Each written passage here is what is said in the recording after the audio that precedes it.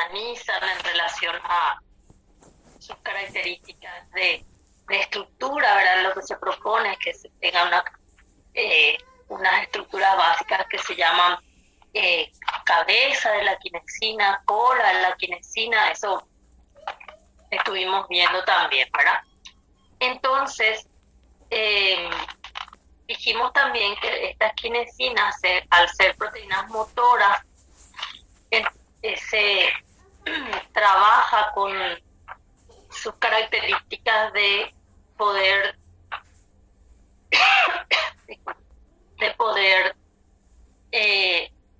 hidrolizar el ATP y generar un trabajo mecánico.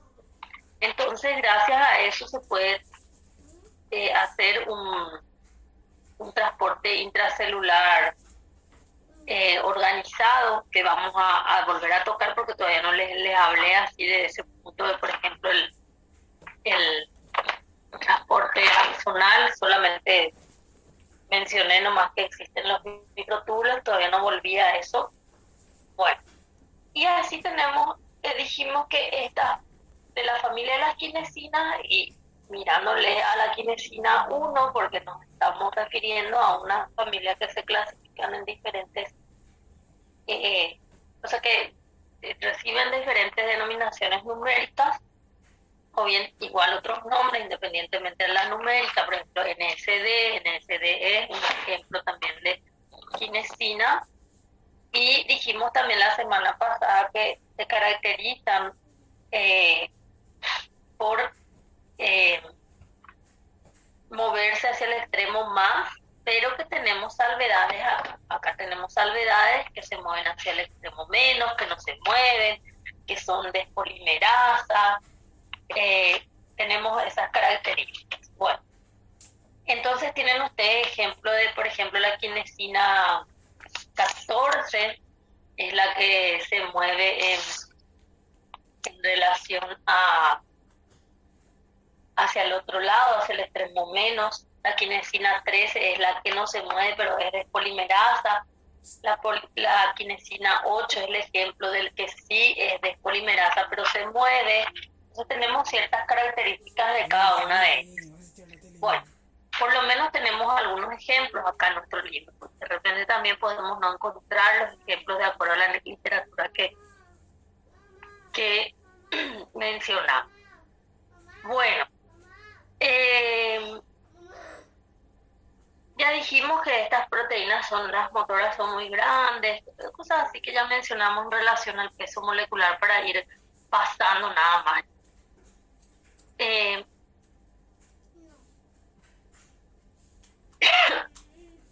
Bueno, entonces las quinesinas tienen estas características. Las dineínas, que son también las proteínas motoras, las dineínas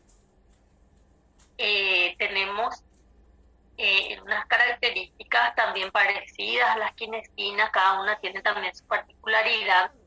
Acá tenemos, por ejemplo, una situación. Cuando hablamos de estas proteínas motoras que estamos mencionando ahora desde el pasado, nos estamos refiriendo a unas motoras que se encuentran en el citoplasma de la célula. Después vamos a hablar de unas proteínas motoras también de las dineínas que hacen parte luego de la estructura de los cilios y flagelos. O sea, ahí se les compara un poquito. En relación a la dineína sí se encontró que tiene sus cadenas pesadas también como las quinesinas, tiene sus cadenas ligeras también. En ese sentido sí se parecen, pero con las dineínas se mencionaron cadenas intermedias. Esta es una propuesta de una dineína, pero la dineína es mucho más grande que la quinesina. Entonces quiere decir que al darles características de que es mucho más grande que la quinesina, independiente de que nos recordemos el número del peso molecular, nosotros tenemos que tener en cuenta de que se trabaja con una estructura que se propone que tiene varias cadenas pesadas, varias cadenas ligeras, varias cadenas intermedias. Varias cadenas pesadas no es así, varias en cantidad, dos nomás, lo que realmente eh, se asume ciertas variaciones, pero son el número en cada molécula son dos, ¿no? ¿Verdad? Dos cadenas pesadas, cadenas ligeras e intermedias, sí, un número más variado, que también tenemos que tener en cuenta lo siguiente, que las cadenas así pesadas, también como las quinesinas, son las que forman la estructura de una cabeza globular, que es la parte motor, y después tenemos otras características. Con la kinesina, por ejemplo, la propuesta es muy fácil porque tenemos la cabeza globular y la cola que está después, alejada para su estructura de función. Con la dineína tenemos también las cadenas pesadas, ligeras, tenemos la intermedia, pero con la dineína también tenemos una cabeza motora, eso sí o sí existe, es globular también, eso es así cuando se describe. Entonces ustedes tienen que saber de que sí también tiene una cabeza globular que es motora, les puedo hablar también del pie o la cola de la dineína, tiene nada que ver acá la globulina. Pero a la hora nosotros vamos a tener en cuenta que aquí cuando se le da la estructura de dibujar o representarla molecularmente, ahí sí tenemos algunas pequeñas situaciones donde aparecen unas estructuras, le dicen el tallo, no es que coincide precisamente con las características de la estructura más básica de una kinesina, por ejemplo. Entonces, lo que quiero que hagan es que ustedes describan las dineínas de lo que está en nuestro libro. Les va a decir incluso también de que, por más de que tengamos estas motoras kinesinas, miocinas, y en mayor variedad, las dineínas son más pocos en cuanto a números, las dos por ahí citoplásmicas lo que se numerar. Bueno, y entre esas dos, una la que mejor se conoce, ¿verdad? O sea, pareciera ser que uno de ellos nomás es el que trabaja en la mayor parte de las cuestiones de transporte. Entonces lo que quiero es que identifiquen todo lo que es la característica de la dineína, las cadenas, cuántos posibles existen, sí que tiene su cabeza globular, que va a ser la motora, eso no vamos a cambiar, eso está bien. Del otro lado, llámese tallo, proyecciones, como sea, vamos a tener, o del otro lado que le dicen pie o cola acá, los tallos y las proyecciones acá le llaman a lo que sale la cadena. Ahí vamos a tener pequeñas diferencias con otros pareceres, entonces nosotros no le vamos a hacer caso a los detalles que presenta nuestro libro en cuanto a la imagen. Entonces ustedes van a mirar y van a decir, este tiene que tener cadena pesada, cadena ligera, cadena intermedia, cuánto me propone que tiene me dice el libro base. Bueno, sí o sí tengo que tener la actividad motora en la cabeza globular, del otro lado tengo que ver a quién uno. Entonces, esas características sí, pero los detalles de qué son estos, sí, estos pueden mirarlo, pero acá van a empezar a tener pequeñas diferencias y tenemos pequeños embarros, como le dicen. Entonces no le van a hacer mucho caso a esa partecita, ¿verdad? O sea, sí, resumido, pero en la imagen misma está ahí, pero no se estresen mucho con eso. Bueno.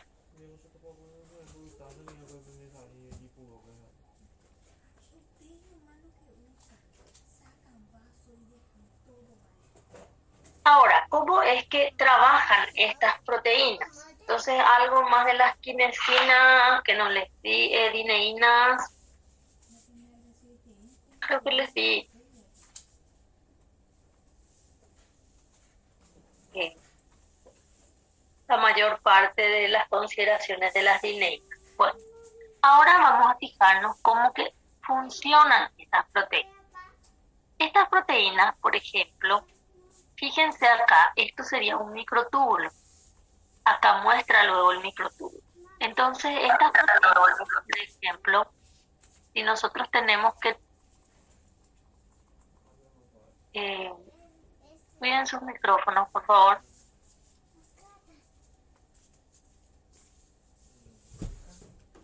Si nosotros tenemos los microtúbulos, y vamos acá y tenemos las proteínas motoras, como ahí están las quinesinas, dineínas, entonces vamos a tener que colocar el microtúbulo como un riel para ellas, para que puedan, digámosle, caminar y avanzar sobre él. Es un modo de decirlo rápido. Ellas caminan sobre los microtúbulos. Entonces, tenemos estas características de cómo podría realizarse esto. Entonces, nosotros vamos a tener en cuenta que vamos a fijarnos cómo se unen a los microtúbulos y ellos, estos motores moleculares, trabajan entonces para poder funcionar como motor molecular. Entonces estas serían las cabezas de esas proteínas globulares que se unen a los microtúbulos y empiezan a hacer su trabajo motor molecular y empiezan entonces a generar la fuerza mediante la energía de la hidrólisis del ATP y empiezan a mover, esperando que sean las que se mueven, ¿verdad? Las que no se mueven ni otras historias son otra situación. Y con las quinesinas yo les dije hacia qué sentido se mueve. Las dineínas se mueven hacia el otro sentido y no tenemos hasta ahora, por lo menos en nuestra literatura base, ejemplos de dineínas que hagan lo contrario, o de variaciones así como les dije, como las quinesinas, que no se mueven, que se van al otro lado, que despolimerizan. Con las dineínas lo máximo que hasta ahora tenemos, como no son muy numerosas como las otras, entonces lo máximo que tenemos que se van a dividir en las que son del citoplasma, en las que son ciliar. Tenemos esas características que, por más de que la dineína sea mucho más grande y sea más compleja, no tenemos mayores detalles que yo creo que ya no vienen, ¿verdad? Se quedó ahí prácticamente. Bueno, sí, lo que tenemos que tener en cuenta es que, les digo esto, la cadena, la cabeza, perdón, que está formada por la cadena pesada, va a unirse a los microtúbulos y va a empezar a generar entonces la energía necesaria para poder mover. Se mueve cada tanto, dando como pasos, le va a decir el libro, mediante la hidrólisis del ATP. Entonces le va a ir diciendo que se mueven en relación a cuántas tubulinas, todo eso les va a ir mencionando. Cómo se trabaja, le va a decir, sería como moverse mano sobre mano, les va a explicar así algunos pareceres que al final de cuentas, al mirar la imagen, uno ya como que se puede dar cuenta de lo que está ocurriendo, ¿verdad? Entonces de eso se trata un poquito el trabajo de estos motores moleculares y aquí vamos a mirar un poquito más. Acá muestra cómo estaría la dineína. Este sería lo que nosotros vamos a transportar, porque fíjense que ella acá en esta imagen es como que ella puede caminar sobre el microtúbulo y perfecto, pero que camine nomás ahí de onda no es la esencia de su trabajo, sino que se aprovecha esa característica para que se pueda entonces generar el trabajo de transporte intracelular. Por eso que aquí, al unirse a los microtúbulos, tenemos estas características de las cadenas, entonces aquí de las cadenas, de las cabezas, y acá en el otro lado, en este extremo opuesto a la cabeza, le llamaron cola, pie, como sea, porque depende mucho. Generalmente le dicen cola, en quinesina, en dineína les da también así unas características, le dicen pie, cola, depende del, del contexto del libro, si actualizó, si metió más detalles, menos detalles, pero del otro lado de lo que sería la cabeza. Esa es la idea. Entonces, acá esto es algo que nosotros queremos transportar, una vesícula, por ejemplo, y se le une las kinesinas y las dineínas. O sea, fíjense que una misma estructura que va a ser transportada puede estar unida a más de una proteína motora, no es que sí o sí solo a dineína, solo a kinesina, sino que se puede dar el caso de que pueda unirse ambas, ¿verdad? Y el sentido del trabajo del transporte va a depender de la necesidad celular. Ahora, lo que nos muestra también es lo siguiente. Acá muestra la kinesina unida al microtúbulo, la dineína unida al microtúbulo. Ellas van a hacer el trabajo de transporte, esta va a ser la estructura a ser transportada, acá dice cuerpo celular, pues una vesícula o algo más. Y acá tenemos el otro lado de la cabeza, que le llamamos pie, cola o lo que sea, pero está dada por las cadenas ligeras intermedias en dineína y por las cadenas ligeras en kinesina, también ahí, y las pesadas en sí están trabajando también, porque la cabeza motora sí era solo de las cadenas pesadas. Entonces acá hay una proteína que le ayuda a unirse a la parte de lo que se le llama pie, cola o lo que sea, que es para unirse a lo que va a transportar, no sobre el cual va a caminar, sobre el cual va a caminar es el microtubo. Entonces le adapta, por eso el libro últimamente anda introduciendo lo que se llama el concepto de proteína adaptadora. Entonces hay un adaptador propuesto para cada caso. Ahí, por ejemplo, les muestra dinactina, les dice complejo de dinactina, porque la dinactina tiene varias subunidades, y se estima que con eso cumple varias funciones, ¿verdad? Con el cargamento, con el microtúbulo incluso, que regula la actividad de la dineína. Entonces, se pueden dar esas propuestas con la proteína adaptadora, que no está ahí solo para ayudar a adaptar la carga con el microtúbulo, sino que también tiene otras funciones. Bueno, entonces para la dineína tenemos ese adaptador, para la kinesina le va a decir también proteína adaptadora, si no le da el nombre no importa, pero si les da que existe, existe. Entonces ya dijimos que el mecanismo puede ser mano sobre mano, es decir, como que las cabezas alternan con la otra cabeza a medida que se mueve, o sea que hacen movimientos idénticos pero alternados, les va a decir el libro, ¿verdad? Porque es como que este se apoya y este no. Después este va a apoyarse, como ve acá, y va a levantarse el otro porque tiene que dar paso, tiene que desprenderse del microtubo. Entonces esa es la propuesta con respecto a el trabajo que se da sobre los microtúbulos usando estas proteínas. Bueno, entonces creo que les dije todo con respecto a esto. Me voy a ir, ya que presenté todo esto, me voy a ir a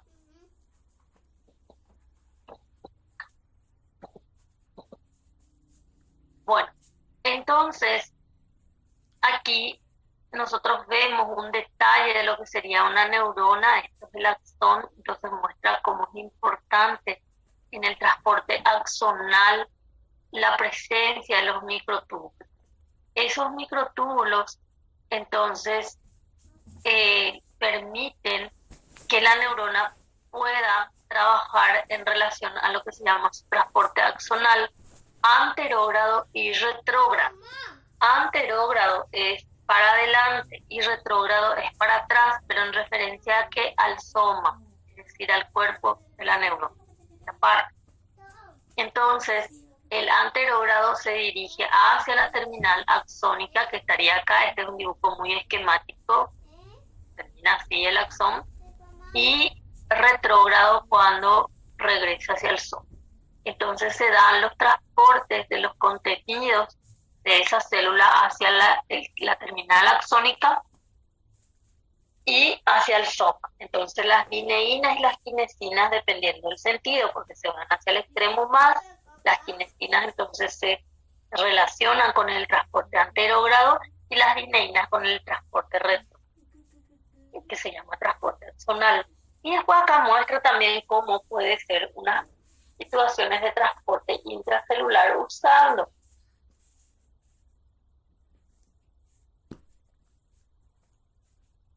estas proteínas motoras.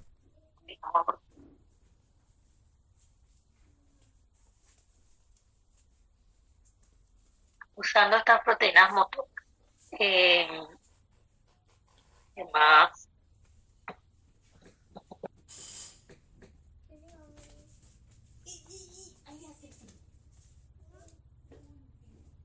¿Qué es lo que les muestra luego acá? Lo que les terminación del axón, la kinesina va a mediar y esto dirige hacia el cuerpo celular, hacia el soma celular. Este en realidad se refería al transporte central, ¿no? Que está transportando, que también puede ser un pedazo de una vesícula. Bueno.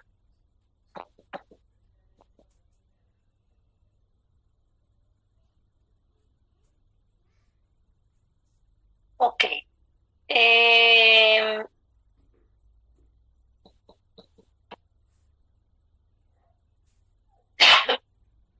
Bueno, con esto nosotros terminamos hasta aquí, así, las generalidades de lo que son los microtúbulos del citoesqueleto. Todas sus características, hablamos ya de cómo se comportan, de que es una inestabilidad dinámica, cómo se comportan en relación a unión a proteínas.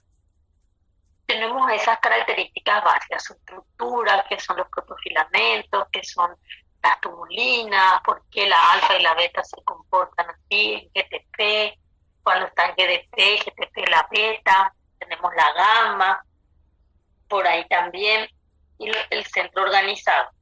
Bueno, entonces, ahora vamos a pasar a describir un poquito características de unas estructuras que son microtubulares, que se estudian con el citoesqueleto, ya que se estudia en relación al microtúbulo, ¿verdad? Entonces, ¿qué tenemos? Sobre las proteínas motoras, antes de avanzar, el libro les puede dar algunos pasos del ciclo químico que pueden leer y diferenciarlos un poco en relación a lo que describe nomás el libro. Por ejemplo, les puede decir que existe un ciclo químico que es catalítico, un ciclo que es la que hidroliza el ATP y el ciclo mecánico que es el que realiza el movimiento. Entonces le va a dar los ciclos químicos del trabajo de una proteína motora y le va a decir unión ATP, se hidroliza, se libera ADP, fosfato inorgánico, se une otra vez y eso hace que se une otra vez ATP y eso hace que se mueva el motor molecular. Puede darle esas características en relación a las proteínas motoras. Y con respecto a las MAP también les dije que puedan ustedes agarrar las MAP que están en nuestra literatura, porque hay subtipos, más 1, 2, se subdividen otra vez. Coinciden en que si se dividen en MAP 1 y 2 se subdividen en A, B. Después hay otra vez hay clasificaciones con números arábigos, 1, 2, 3, 4, 5, depende. Entonces, les va a decir tipos, subtipos. Si les caracteriza así, anoten. Si no, no entren en detalle, ¿verdad? No es que demasiado detalles luego tenemos, ¿verdad? Entonces, con las más para pasar un poco las proteínas que se unen a los microtúbulos, ya que estuvimos con las motoras, volvemos a mirar un poquito las cosas. Bueno, existen unas estructuras microtubulares que están también en las célula, se pueden estudiar con membrana. En este caso, que son los cilios y flagelos, se pueden estudiar con membrana, y el centriolo se puede estudiar en características generales de una célula eucariota. Ya depende mucho de la organización didáctica de los virus, ¿verdad? Bueno, existe lo que se llama el centriolo. El centriolo, los centriolos, ¿verdad? Son estructuras, acá, ya que les voy a dar cilios, otra cosa que les voy a encargar, no quiero pasar del todo las proteínas motoras. Lo que les va a dar también, la cabeza, ese categórico que es la que trabaja como motor. No importa cómo se le dibujó a la dineína, se le puso más cositas ahí o no, la cabeza es la que tiene esas características. Ahora, a partir de la cabeza en la dineína, lo que se propone es que está estructurado otra vez en partes, y eso es lo que tiene un poco engorroso, que no tenemos todavía bien caracterizado. Pero lo que sí se sabe ya también de la dineína es que su dominio motor, que es la cabeza en sí, ¿verdad? Que tenemos que hacer que trabaje también para los ciclos químicos y para el motor, que tiene varios módulos, que trabaja en forma de ruedas. O sea, eso es lo que últimamente se fue viendo, como es muy grande, la dineína es muy grande, estará ya por los 1000 kilodalton por ahí, grande, y la quinesina es 300 y algo, no es tan grande, entonces no tiene mayores detalles en su estructura. Sin embargo, la dineína sí, de a poco seguro van a ir apareciendo más situaciones, por más de que no haya tanta variedad. Bueno, ahora sí entramos otra vez a los centriolos, donde lo vamos a mencionar como unas estructuras microtubulares. Esas estructuras microtubulares, tenemos que tener en cuenta que están formados por microtúbulos, su nombre lo dice, y se caracteriza por la siguiente conformación. Los centriolos están en el centrosoma, y el centrosoma de la célula nosotros ya sabemos dónde está y que tiene su material pericentriolar. Esto nosotros ya mostramos la otra vez para que podamos reconocer desde dónde sale o de dónde aparece un centro organizador de microtúbulos del citoesqueleto. Bueno, los centriolos son dos en el centrosoma, ¿verdad? Tienen sus características de tamaño, pero yo más bien voy a la estructura. Está formada por microtúbulos que se ubican en una periferia en organización de lo que se llaman 9 tripletes. Entonces estos son los tripletes de microtúbulos que forman la estructura del centriolo y se organizan en la periferia. En la parte central se dice, porque es una forma de mirarlo, y dice los extremos son abiertos, hay una densidad central, le llaman, algunos ya le ponen nombre a estos rayos. Acá no hay microtúbulo, eso es lo que hasta ahora se conoce. Acá no hay microtúbulo en la parte interna, por eso dice extremos abiertos, pero que los microtúbulos están en la periferia formando los 9 tripletes. En cada triplete los microtúbulos son llamados de túbulo A, B y C, entonces se repiten, tienen una característica así de ubicación medio inclinada, en donde de los microtúbulos A, como que nacen unos rayos que se dirigen hacia el interior de la estructura hueca, le decimos, porque ahí no hay microtúbulos, por eso nomás le dice hueco.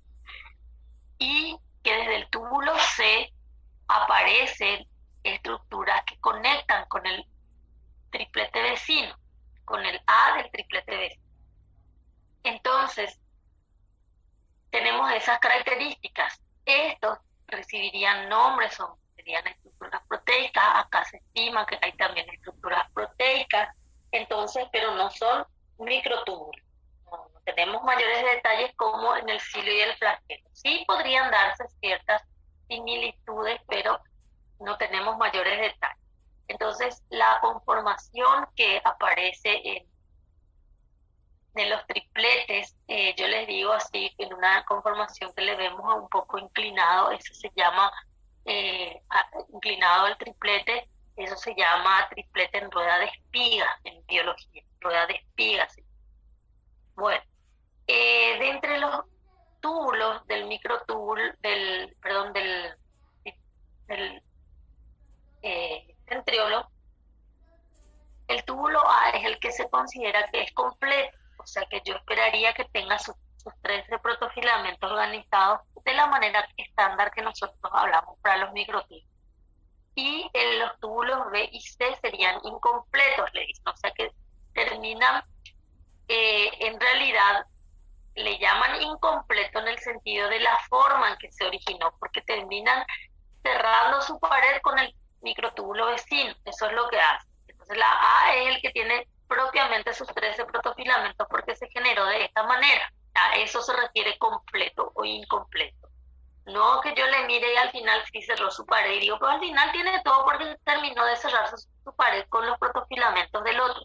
Se refirió a su forma de ensamblaje original. Entonces por eso se dice completo e incompleto. Los túbulos B y C, si bien cierran su pared, ustedes van a ver, van a entender, cierran, pero comparten. El túbulo B comparte con el A y el túbulo C comparte con el B. En cuanto a los protofilamentos que cierran esa estructura, se consideran incompletos desde su origen. A eso se refiere. Bueno, entonces tenemos estas características. Esto es la ubicación de los tripletes que les dije en rueda de espigas en cada centriolo, y los centriolos entre sí están en ángulos, le dicen rectos, perpendiculares, como se menciona, ¿verdad? Bueno, ya sabemos que desde la A se irradian estructuras hacia el centro, esas estructuras se llaman estructura radial, pero seguro se va a caracterizar, hace años que está ahí, se propone que sean proteínas, pero no se identifican detalles. Y del C, de un triplete, aparecen también estructuras que unen con el triplete vecino en su túbulo A, o el microtúbulo A, túbulo A, con eso se le suele llamar así también indistintamente, pero se fijan que al decirle túbulo A se está refiriendo al microtúbulo, que sí o sí se especifica. Y eso se refiere al microtúbulo. Bueno, y ¿qué más? Y se cree que los centriolos, como ya vinimos diciendo la otra vez, que los centriolos se cree que recluten material pericentriolar, por eso, o sea, que ellos, en realidad de ellos no nacen los microtúbulos del citoesqueleto, pero se estima que donde están ellos le va a seguir el material pericentriolar. Entonces se demostró también que pueden sacar los centriolos de acá y que el material pericentriolar como que va a tener tendencia a estar siempre donde ellos se van, ¿verdad? Entonces que de ahí que se propone que ellos son los que reclutan al material pericentriolar. Algo tiene que después ahí se congregan todo y pueden entonces generarse los microtúbulos del citoesqueleto a partir del material pericentriolar. Bueno, las otras estructuras que tenemos son los cilios y flagelos. Los cilios y flagelos, que son también estructuras microtubulares que se encuentran en la célula. Algunos tienen cilios, otros flagelos.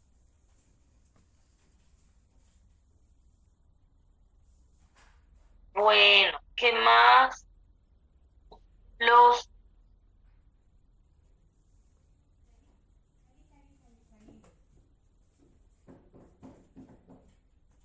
microtúbulos del cilio y del flagelo lo vamos a analizar también ahora. Voy a irme a este. Bueno, entonces, eh, un ratito, ya vengo porque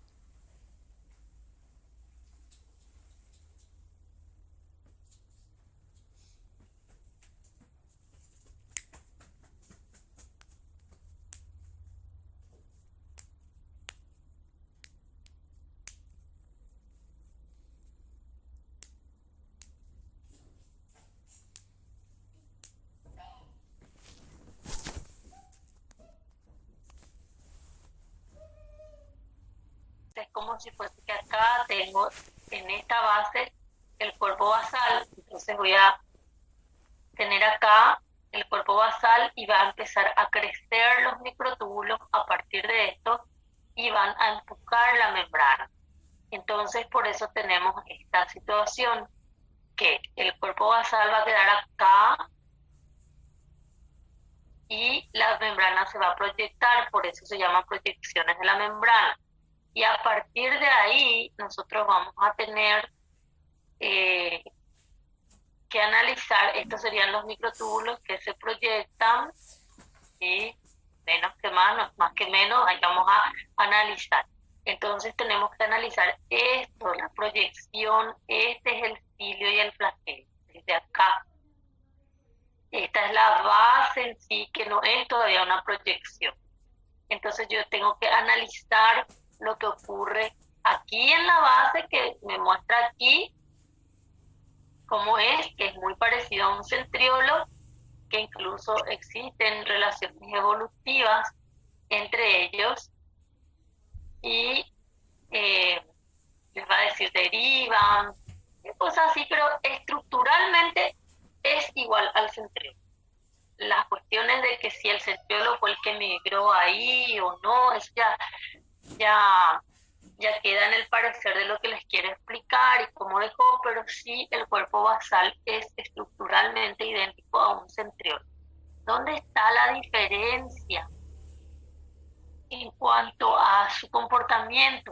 Que nosotros dijimos que del centriolo no emergen los microtúbulos. Entonces, si yo tengo esto acá, imagínense este triplete acá, y de este que está aquí, del túbulo A, no es que crece el microtúbulo, ni del túbulo B, no crecen. Sin embargo, esta misma estructura, así en tripletes, 9 tripletes periféricos, no hay microtúbulos en el medio, ahí aparece que se parece mucho a él, el cuerpo basal, pero con la diferencia que a partir de los túbulos A y B crecen los microtúbulos. Entonces ahí está la diferencia. Algo les hace otra vez diferentes en relación a su comportamiento. Entonces muchos dicen, bueno, en realidad el centriolo es el cuerpo basal, porque el centriolo estaba acá nomás estaba en el centrosoma y migró hasta este lado y ahí se comportó como un cuerpo basal. Y la pregunta de muchos es, pero ¿cómo el centriolo estando acá, los microtúbulos no crecen a partir de su estructura y de su alrededor, y acá crecen a partir de su estructura de triplete y no de su alrededor? Entonces hay algo que les hace un poco acá diferentes en el comportamiento, por eso muchos dicen que también el cuerpo basal realmente es igual al centriolo, pero que no derivó de él. Por más que sean iguales en estructura, no derivó de él. Y otros dicen que sí derivó. Entonces, mientras que se explica que sí derivó y qué es lo que pasó en ese trayecto de que se cambió del centrosoma a la base de una membrana porque tuvo que irse hasta ese lugar, son cuestiones que tenemos así en desafíos todavía, ¿verdad? Pero mientras tanto, siempre les digo, mientras tanto eso se organiza, nosotros estamos leyendo siempre la estructura, con eso no hay problema, no cambió, por eso el cuerpo basal es 9 tripletes periféricos de microtúbulos, tiene también sus rayos radiales, no hay dentro microtúbulos en la estructura, el túbulo A se une con el túbulo C, del triplete vecino, la misma historia del centriolo. No hay ningún inconveniente, ningún drama en relación a... Bueno, entonces, aquí tenemos que tener en cuenta esta situación. Después vamos a hacer que los túbulos A y B del centriolo digo, del cuerpo basal, crezcan. ¿Cómo ocurre eso? No tenemos nosotros explicaciones de lo que se propone en biología, por qué crecieron en los túbulos A y B y no el C, por ejemplo. El C se quedó de balde. Y ahí tenemos esa situación de que los túbulos A y B crecen. y vamos a tener una transición entre el cuerpo basal y la parte central de un cilio y flagelo.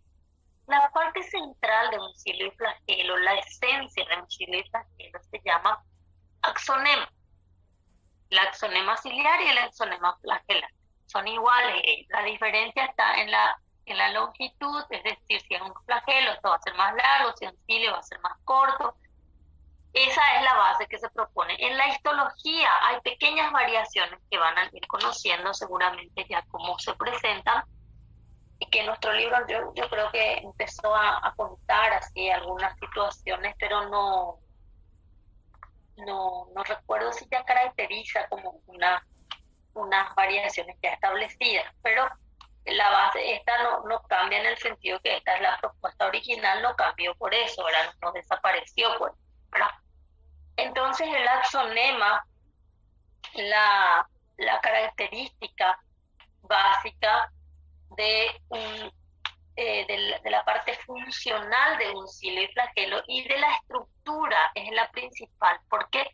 Porque yo les dije, bueno, van a considerar acá, esta es la proyección para biología, esto es la proyección. Entonces, ¿qué pasa? En la base del cilio y flagelo ustedes pueden encontrar los 9 tripletes periféricos del cuerpo basal. Entre el cuerpo basal y el inicio de la estructura axonémica hay una transición acá. Es como un vacío. Eso no deja de ser cilio ni flagelo. Sigue siendo cilio y flagelo porque es la proyección. Solo que no es todavía el axonema. Entonces, en el cilio y el flagelo hay una parte que tienen que es diferente al axonema, pero la mayor parte es de axonema. Fíjense, una partecita nomás es, el resto es axonema. Por eso la parte principal de trabajo y de estructura sigue siendo el axonema, sin desmeritar esta partecita. La parte principal sigue siendo esta. Entonces, en esta parte de transición entre el cuerpo basal y el inicio del axonema, nosotros tenemos una conformación de microtúbulos de 9 dobletes periféricos, que corresponden a los túbulos A y a los túbulos B del cuerpo basal, Entonces, corresponden al cuerpo basal en esa situación. Después, cuando ya empieza el trabajo de la conformación del axonema, o sea, la estructura del axonema, nosotros vamos a encontrar que la conformación del axonema es cuánto sigue.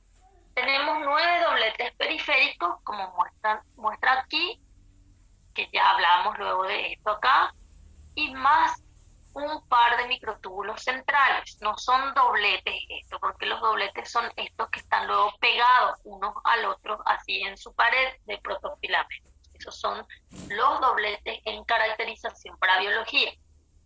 No es mirarle el español, hay 2 dobles.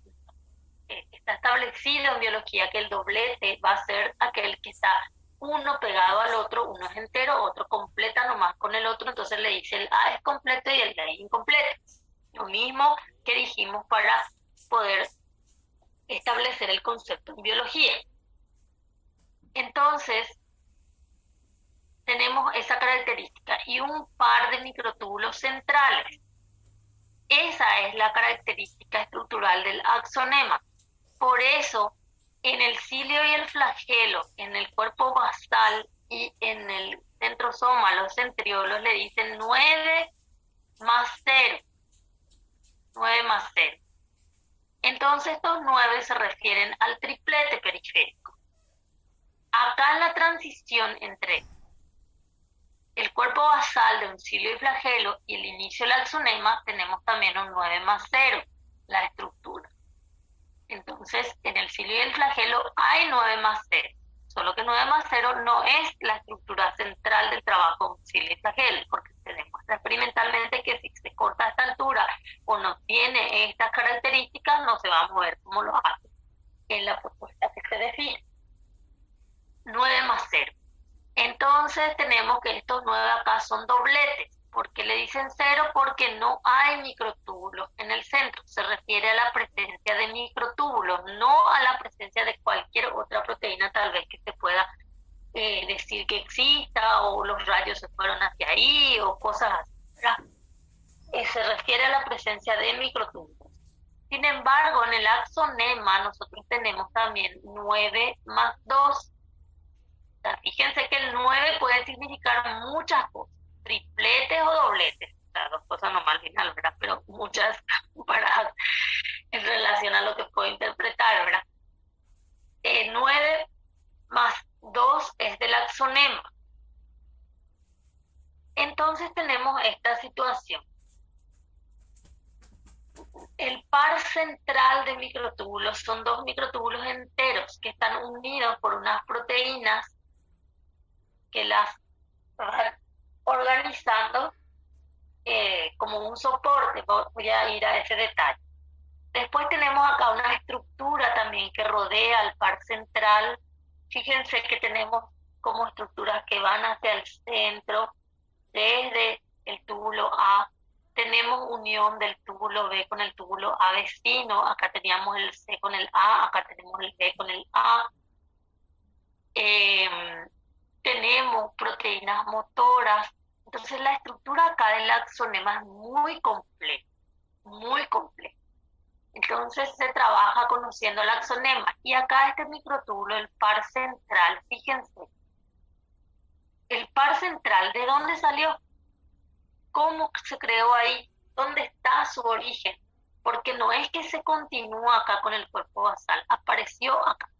Entonces hay cuestiones que no se explican del todo, algunos ni siquiera propuestas tienen, pero de que está ahí, está ahí. O sea, nadie discutió la estructura de un axonema, es más, se conoció hace mucho tiempo y está ahí. No es que porque no se sabe de dónde salió, se eliminaron y se quedó 9 más 0 otra vez. No, 9 más 2, 10.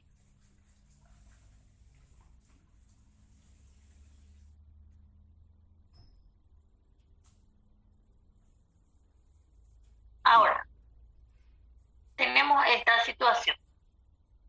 Las características del cilio y del flagelo. Esto que está en rojo está representado por esto. Fíjense, recorre toda la estructura del axonema prácticamente. Acá hay una pequeña diferencia entre los los dobletes periféricos y el par central y todo eso que conlleva con las proteínas también que le caracterizan para darle soporte. Entonces vamos a ir acá. Yo por una cuestión de espacio mi presentación nomás pego uno al lado del otro y yo sé para dónde ir, ¿verdad? No es que sigo así, sí o sí, una secuencia. Entonces, este es el detalle de un axonema. Ya dijimos el par central, se unen con unas proteínas centrales, les puede dar el nombre, puede que no les dé, pero si no están en la imagen puede estar en el texto, tienen que anotar.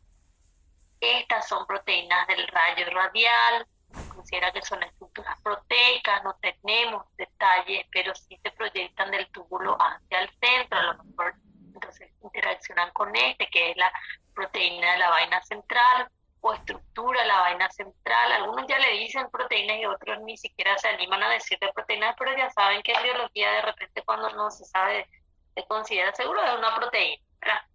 Entonces algunos ya asumen que son complejos proteicos, no está así bien caracterizado, pero se van asumiendo ciertas cosas, ciertos conceptos. Si está en el libro, en el texto, en la imagen, tienen que anotarlos, ¿no?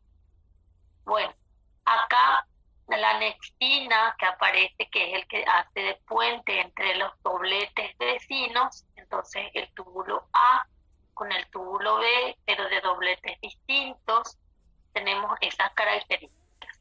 Bueno, y después tenemos las dineínas. Acá tenemos dineína como parte de la estructura del axón. No como parte de la estructura del cuerpo basal ni de esa transición sino que parte de la estructura del axonema. O sea que la dineína es parte fija del axonema. No es que se va nomás ahí porque se fue recorriendo y volvió otra vez. No. estas dineinas son parte fijas de la estructura del axonema, por eso se le llama dineína ciliar y flagelar.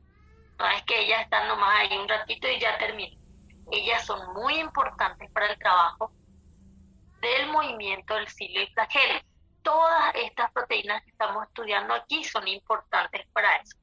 Pero las proteínas motoras son las que van a hacer el trabajo pesado y las otras todas van a colaborar. ¿Qué quiere decir eso?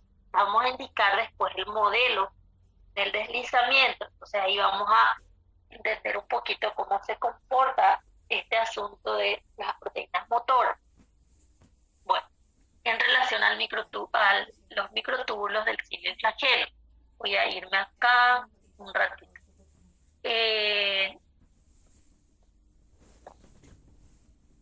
Me voy acá. Entonces nos fijamos en esta estructura.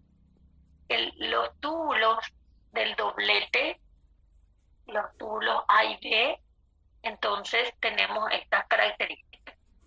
Dijimos que tenemos dineína, pero fíjense que dice brazo externo de dineína y dice brazo interno de dineína.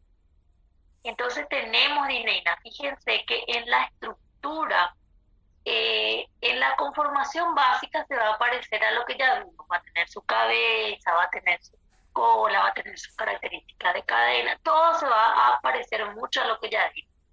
Pero podemos tener diferencias en las caracterizaciones por ejemplo, las propuestas de la cantidad de cabezas, por ejemplo. Eso sí puede haber diferencia en relación a lo que es la dineína del citoplasma. Entonces, por eso hay que mirar en relación a qué es lo que presenta de la dineína ciliar y compararlo con el otro caso, ¿verdad? Con la dineína del citoplasma. Bueno, otra cosa que vamos a tener en cuenta es lo siguiente. Aquí tienen el rayo radial, los brazos de dineína, todo, pero también aparecen quinesinas. Pero las quinesinas acá, por ejemplo, les dice quinesina 2, e incluso acá les presenta una dineína también, una dineína. Acá les ponen, dice, unas partículas de IFT que son nada más para experimentación, para mostrar que estas se mueven, ¿verdad? Demostrar que existe ese movimiento. Entonces, se da estas características. Y después quedaron con estos nombres para asignarle al transporte intraflagelar. Se usaron unas proteínas para decir partículas de IFT, ¿verdad? De darle este nombre para el transporte, y quedaron con el nombre de transporte intraflagelar. Entonces se fue demostrando que esto existe, las dineínas estructurales del cilio y flagelo, pero además ahí dentro puede haber un transporte. Eso es lo que se va agregando. Entonces, se caracterizaron las quinesinas y dineínas que pueden estar ahí. Esta dineína que les dice acá, dineína 2, quinesina 2, estas son iguales a nuestras quinesinas del del citoplasma, las que nos fuimos viendo en relación a cómo se comportan. Entonces se caracterizan como los que describimos hace rato, porque estas son diríamos las clásicas, las comunes, por decirlo así rápido, ¿verdad? Sabemos que las quinesinas se les llama los convencionales y después tenemos las otras formas de denominar, ¿verdad? Pero con las dineínas no teníamos esa situación. ¿Qué pasa? Entonces no tienen que ustedes confundir esta quinesina 2, no es la forma de confundir, perdón, esta dineína 2 con la dineína que hace parte luego de la estructura del cilio. Eso no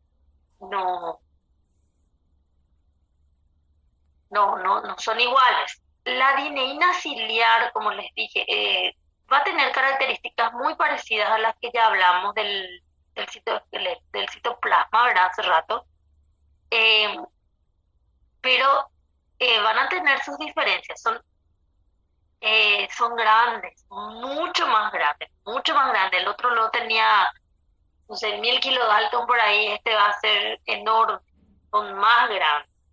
Em, entonces tenemos características también de las cadenas, cómo sería, después de presentar esa situación, entonces tienen que anotar, por ejemplo, en del, del citoplasma aparecían 2 cadenas pesadas, acá pueden aparecer 3 cadenas pesadas, eso puede hacer que varíe un poco eh, las características de la cabeza, pero tenemos esa situación también que les puede dar que la cabeza está en forma de rueda para poder mejorar las características de su trabajo. Para la citoplásmica también se propuso eso, pero en realidad con la cineína ciliar y flagelar lo que más estudia esa situación de la cabeza en forma de rueda, para que pueda trabajar mejor porque es muy grande. Sin embargo, la otra también es grande. Se propone también que estaría ante esta situación, pero no es que sí o sí ya se va a presentar esta imagen. No, no.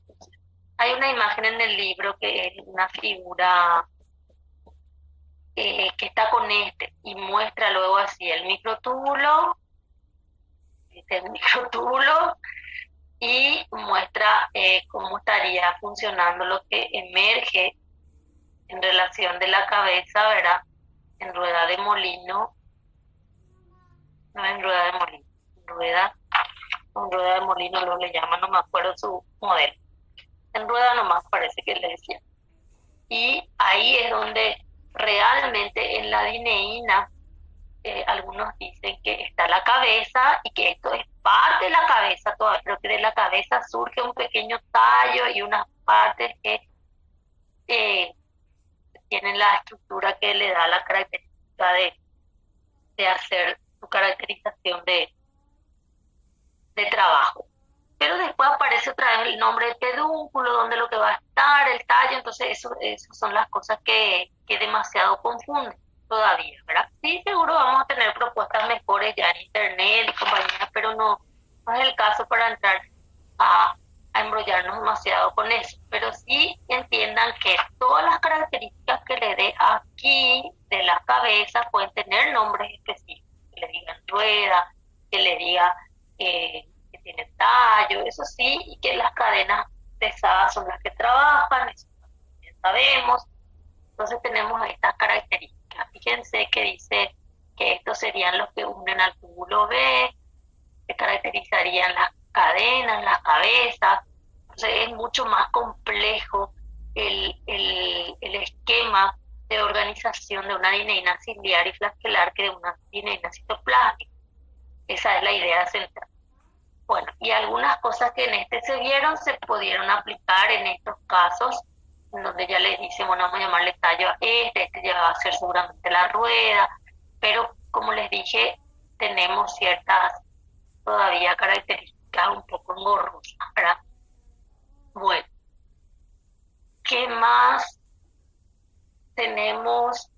Bueno, acá entonces tenemos el transporte intraflagelar, que es uno de los puntos así más nuevos que se están caracterizando, donde también actúan quinesinas y dineínas, pero la quinesina 2 ahí ustedes no detienen eso es lo que les iba a decir hace rato y les dije, no tenemos cómo confundir, si tenemos que analizar que la quinesina 2 no es parte de la estructura del axonema.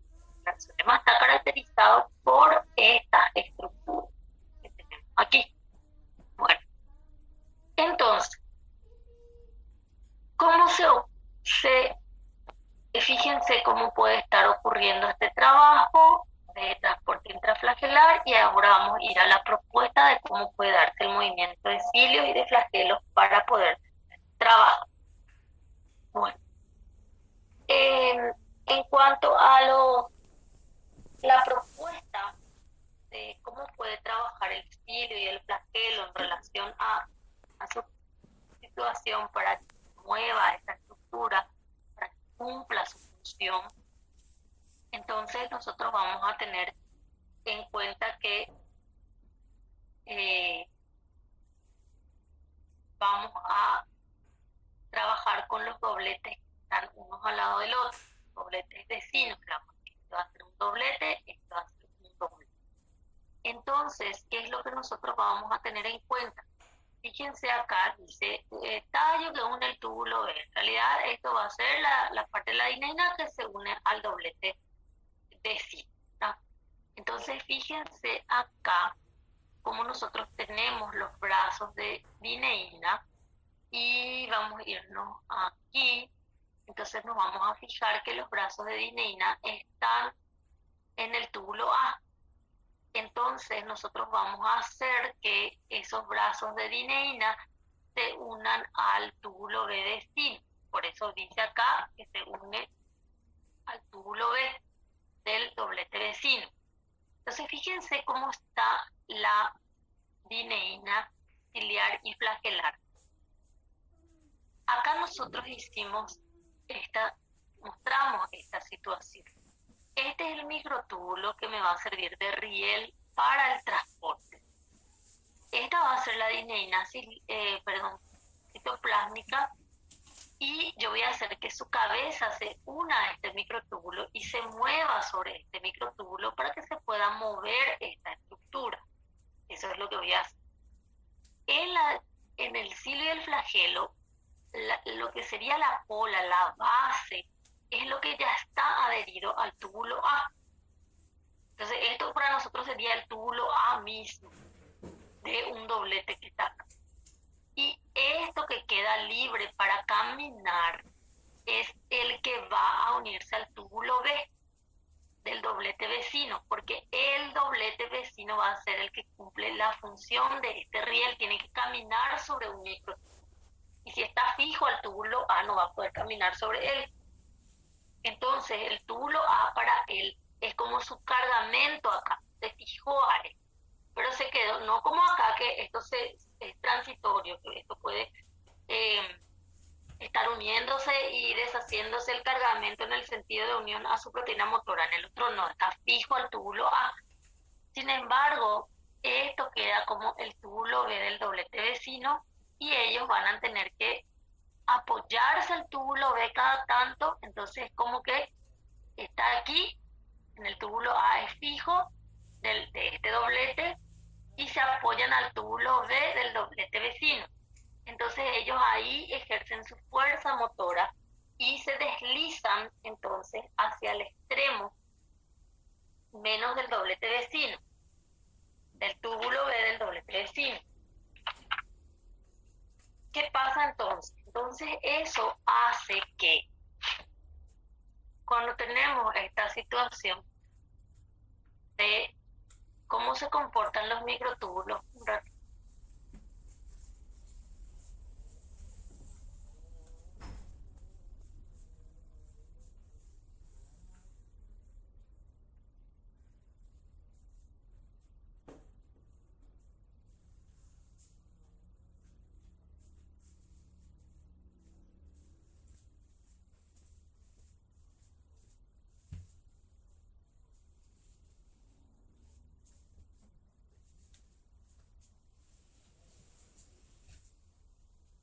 bueno, entonces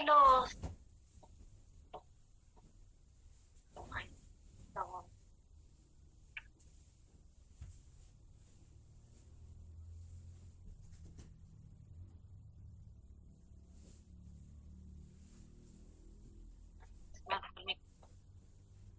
Bueno, entonces esto que indican las cabezas hacen que se mueva el microtúbulo, el doblete en sí, ¿verdad? Del vecino con respecto al otro. Quiero ir donde tengo.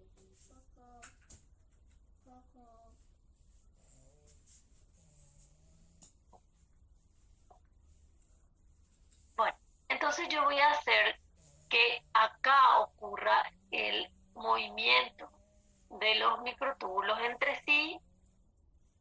Entonces la propuesta es de deslizamiento, porque antes se creía que era así, ahora que se conoce todo esto medio que era difícil de creer, es que el cilio y el flagelo es como que forma, imagínense, polimeriza todo esto, se mueve, después polimeriza, vuelve a polimerizar y se mueve y así está.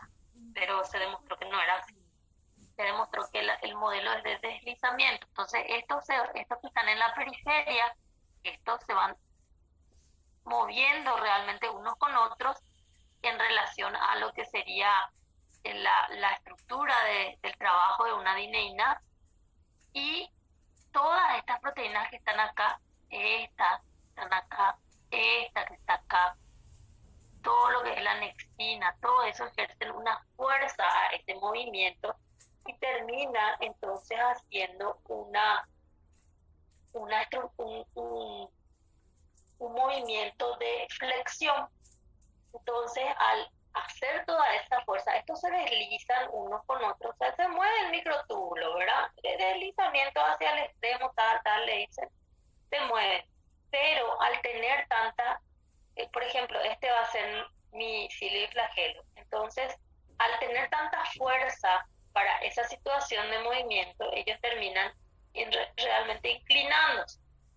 Entonces, por eso hacen su movimiento en inflexión. Y el modelo de trabajo de los cilios y flagelos para el movimiento ciliar y flagelar se llama de deslizamiento, por eso. Bueno, fíjense lo siguiente entonces, cómo va trabajando la dineína ciliar y flagelar para el movimiento. El movimiento del cilio y flagelo no depende solo de ellas son las que hacen la fuerza motora del trabajo, pero todas las otras proteínas que están ahí ejercen una fuerza de contención al trabajo motor y le hacen como una resistencia, y eso no quiere decir que no se movió, se movió. La dineína se movió con respecto al túbulo B, o sea que se movió sobre él y movieron los dobletes con respecto a uno al otro, eso sí está, pero ese movimiento no se traduce en un movimiento desordenado, sino que hay fuerzas que hacen todas las otras proteínas que ustedes ven acá, que les puedo decir que todas contribuyen. Entonces ese movimiento termina siendo el movimiento, el hecho de que la dineína se mueva hacia el extremo menos del túbulo B vecino, hace que estos dobletes se deslicen unos con otros. Y ese deslizamiento, o sea, ese movimiento de la dineína hacia el extremo menos, conlleva un deslizamiento de los dobletes unos con respecto a otros, o sea, los microtúbulos unos con respecto a otros, los dobletes vecinos, como quieran ustedes escribirlo, que da lo mismo y se entiende que es la misma cosa, y eso hace que haya una inclinación. Entonces, después, la fuerza que ejercen los demás va a ser de inclinación, porque si no, esto van a hacer como que se mueven nomás, este se va por acá, y van haciendo nomás ese movimiento así, uno sube, otro baja, uno sube, otro baja, y eso no es en relación a la función del cilio y flagelo, no tiene sentido. Que ocurra eso en función a la función, valga la redundancia, del cilio y flagelo, tiene sentido porque las otras proteínas ejercen una resistencia, y esto que es nomás vamos a deslizarnos para arriba y para abajo termina siendo como una inclinación en la estructura del cilio y flagelo. Bueno, entonces tenemos esas características. Ahí ustedes van a darle una lectura de cómo se caracterizan entonces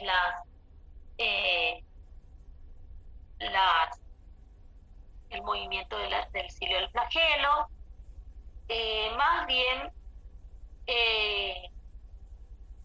tienen un patrón de movimiento ordenado, eso les va a decir.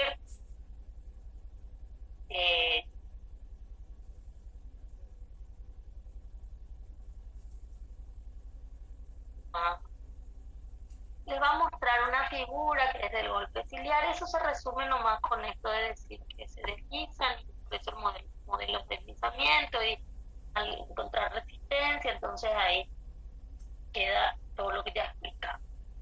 Bueno, no se olviden de leer el brazo externo, el brazo interno de dineína, y después ustedes van a encontrar una parte donde les habla exclusivamente del transporte intraflagelar, que le van a dar sí la leída también, anotar lo que hay en la imagen, en el texto. Van a hablar de los brazos de dineína. Los brazos de dineína acá explica como un experimento. Obviamente nuestro libro explica muchas cosas de experimento realmente para abrirnos la mente, pero nosotros a veces queremos saber solo lo esencial para saber cómo me van a preguntar. Pero en realidad es como para abrirnos un poco el panorama también. Entonces, lo que sí se va a ir viendo, ustedes van a leer ese experimento, y al leer ese experimento se van a dar cuenta cuál de las dineínas, o sea, cuál de los brazos ahí es el que realmente se encarga del movimiento. Entonces, al leer el experimento van a deducir esa parte, que es el brazo interno, si es el brazo externo, cómo se ocupan ellos de ese trabajo. Bueno, ¿qué más? Les puede nombrar también en términos de cambio de conformación, eso no hay problema. Esos son términos que ya vienen adheridos nomás a las características. Bueno. Y no se olviden de anotar las características de las proteínas, su función que dice ahí, por ejemplo, nextina, va a ser que genera resistencia, se considera que es elástica, por eso que después hay una flexión en toda la estructura, y todos los otros también colaboran para eso, sí o sí. Bueno, en realidad toda esa parte del libro donde habla el movimiento ciliar hay que leer para llegar a esta conclusión, no para los detalles de experimentales ni nada. Bueno, ¿qué más? Aquí con los microtúbulos entonces tenemos esta situación. Fíjense que acá dice sitio preferencial de la incorporación, entremos más, ya dijimos, ya explicamos eso la semana pasada. Polaridad sí, por eso tienen proteínas motoras. Actividad enzimática sí, GTPase a la tubulina beta, no es que sí o sí aclara, fíjense que no es que siempre está aclarando, como acá aclaró, ¿verdad? Las proteínas motoras son quinesina y dineína. Grupo principal de proteínas relacionadas se llama MAP principal, porque hay divisiones, subdivisiones, algunas motoras, algunas consideran todavía que las motoras están allí, cosas así. Pero las MAP se unen a los microtúbulos. Acá dice las características, la estructura, las dimensiones, que solamente les dije que podemos ver el diámetro interno.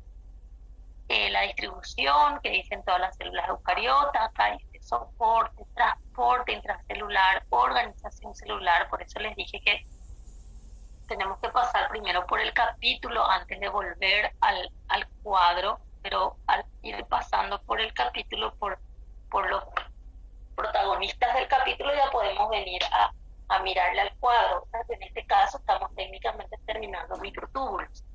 Acá dice, se encuentra en el citoplasma, y acá dice la conformación básica del dímero de tubulina alfa-beta. Acá le dice heterodímero, indicando que estos no son iguales, ni de origen genético.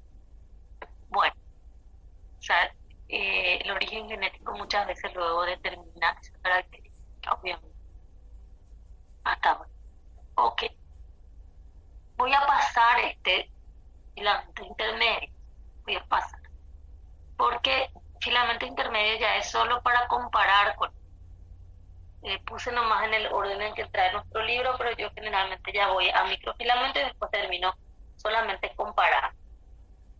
Bueno, los microfilamentos son los otros componentes del citoesqueleto también.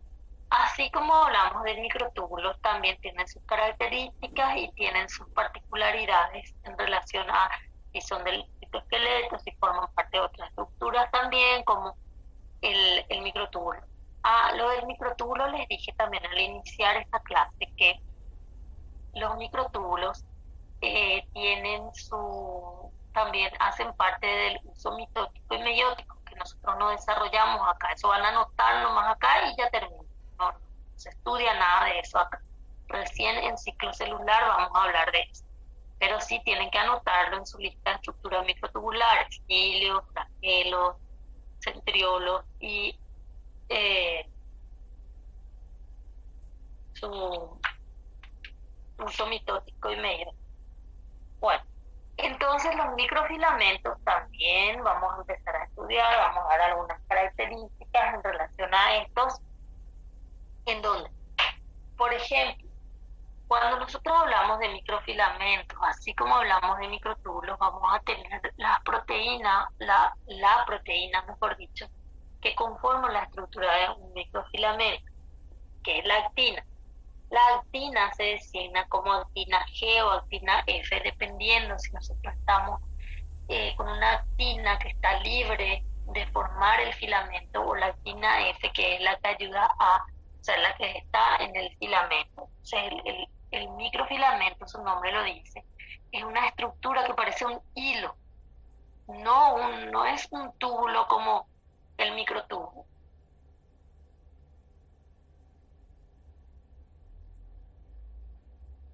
No es una estructura de cilíndrica hueca, así como nos está mostrando como el microtúbulo. Es un pequeño hilo. También las tubulinas que vimos hace rato se van uniendo unas con otras en relación a sus características de unión a GTP, pero hacen en dímeros de tubulina. Acá tenemos nuestra actina que se va uniendo también. Entonces, fíjense que acá, por ejemplo, es más claro que a ambos lados puede sufrir sus cambios, ¿verdad? O sea, que muestra así que se caracteriza por los cambios que pueden sufrir a ambos lados, ¿verdad? En el microtúbulo dijimos que el centro organizador limita bastante el trabajo de este lado, especialmente en la situación del citoesqueleto, pero que en ciclo celular se dan algunas características que se ven. Entonces, por eso se le dio la mayor parte del trabajo al extremo más. Se dice luego principalmente de preferencia que el extremo más es el que colabora con la situación de sus características de crecimiento, por ejemplo, que es lo que estaba también mostrando. Pero acá se evidencia más que los dos extremos están relacionados con la estructura de la formación del microfilamento.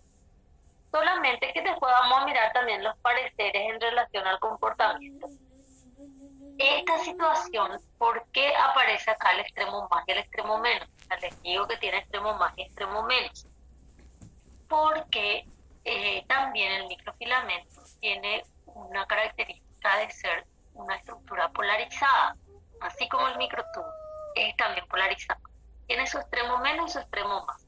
En el microtúbulo nosotros teníamos el concepto de que el extremo menos estaba en relación al centro organizador. En el caso del esqueleto es su centrosoma, el material pericentriolar del centrosoma.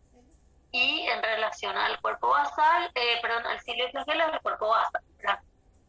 Sin embargo, acá nosotros no tenemos un centro organizador de actina. La actina no tiene así un centro organizador como el microtúbulo. Acá ellos tienen la capacidad de, le decimos también, así como el microtúbulo se formaba, se nucleaba y después se elongaba, este también tiene su capacidad de nucleación y elongación. Por eso que como que ellas tienen características de, fíjense que acá le dice semilla, es como que puede empezar a formarse unas con otras en unión. Se necesita ATP para este trabajo y se van acumulándose unas con otras. No hay un lugar así específico que diga desde acá se va a formar, sino que sí hay situaciones específicas y proteínas que ayudan para el trabajo, que impulsan la nucleación de las actinas globulares para formar la actina F. Entonces ahí está la situación en sí. Bueno, entonces tenemos estas características.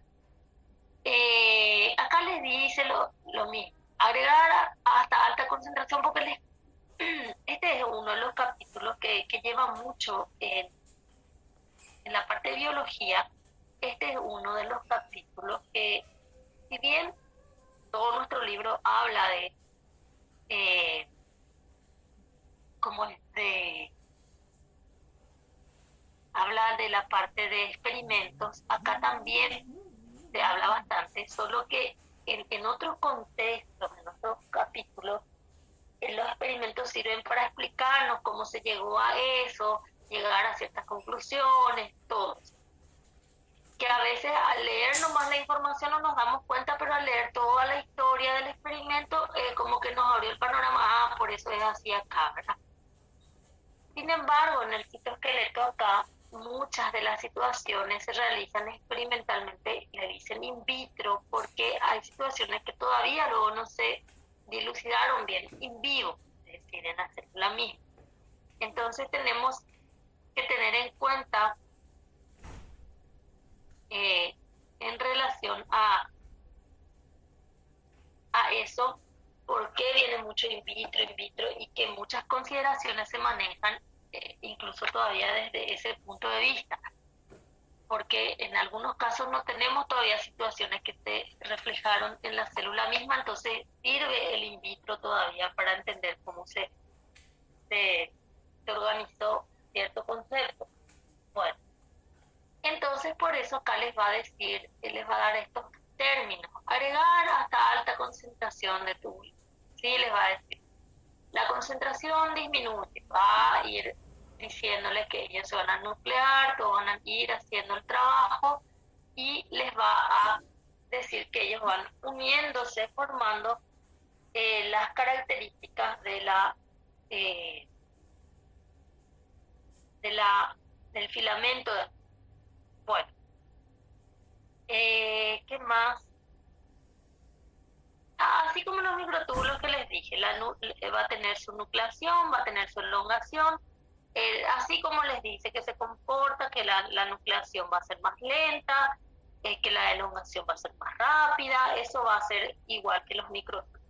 Con la diferencia que acá no hay un centro organizador de actina como tal, más bien ella se organiza en relación de cómo ellas pueden atraerse unas a otras cuando tengan los impulsos necesarios.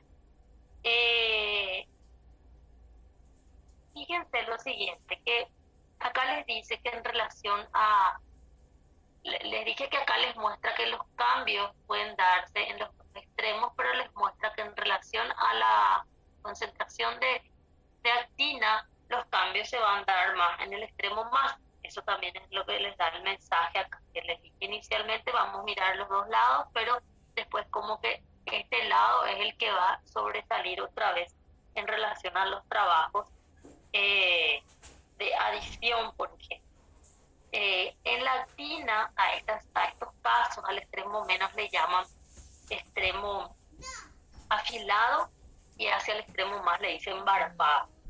Una forma nomás que se le llamó antes y ya está, ¿verdad? Pero se sigue usando, nuestro libro sigue usando, le llama todavía. Bueno,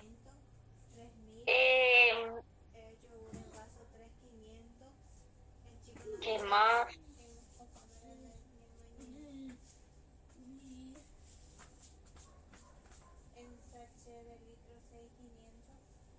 Y con esto lo que les va a decir también es que cuando se alcanza cierto punto, ¿verdad? Del trabajo de formación de la actina, ¿verdad? Del microfilamento, es como que, fíjense que dice ahí, agregar hasta alta concentración. Se va a ir agregando, después va a llegar un momento que va a disminuir la concentración y va a permanecer constante después. Entonces el comportamiento de eso va a alterar también el comportamiento de la estructura. Entonces, ¿qué es lo que dice el mensaje ahí? Una vez que se estabiliza la concentración de los monómeros de actina, porque eso es lo que les va a presentar, se van agregando más al extremo más, para una vez que tengamos esa situación, el extremo más es, se van agregando ahí, con la misma velocidad le va a decir que se van liberando al otro lado. Entonces es como que nosotros podemos agregar de los dos lados y sacar de los dos lados, por decirlo así. Pero a medida que yo aumento los monómeros de alquina, el agregado le va a ganar a lo de ir sacando. Y también hacia el extremo más va a ser el trabajo de agregar más en relación al extremo menos. Fíjense que en el extremo más se puede agregar y se puede sacar de ahí. En el extremo menos también se puede agregar y se puede sacar de ahí. Entonces yo puedo añadir y sacar. Eso es lo que nos va a decir en relación a las concentraciones de actina. Por ejemplo, si yo tengo alta concentración de actina, o sea, le agrego más actina, le pongo más actina, yo voy a tener que la tendencia va a ser a aumentar la agregación, es decir, vamos a aumentar esto, agregar. Si bien pueden ir como que saliendo algunos, le va a superar el hecho de agregar, entonces se va a decir que eso se está agregando y se está elongando, por más de que a lo mejor uno o se pierdan por ahí de paso, porque es inherente al proceso, o el hecho de la alta concentración de actina en la posición que tiene que estar en relación a ATP también, la energía necesaria, va a llevar a que el hecho de ensamblarse sea la esencia en ese momento. Por más de que haya algunas pérdidas, no se considera que esté ensamblado en sí, porque el ensamblado y desensamblado se refiere al hecho de qué es lo que le gana lo yo no puedo decir se desensambla, porque vi que cayó una tubulina, una actina. Uno, dos, ahí se perdió. No. El desensamblado va a ser el hecho de que ella se desintegre luego, o sea, eso va a ser para que ella se vuelva a reestructurar más adelante. Entonces no es porque se perdieron uno o dos por ahí en el montón, sino que toda la estructura tiene que verse afectada. Tiene que afectarse bastante la longitud que le va a llevar a hacer su función biológica.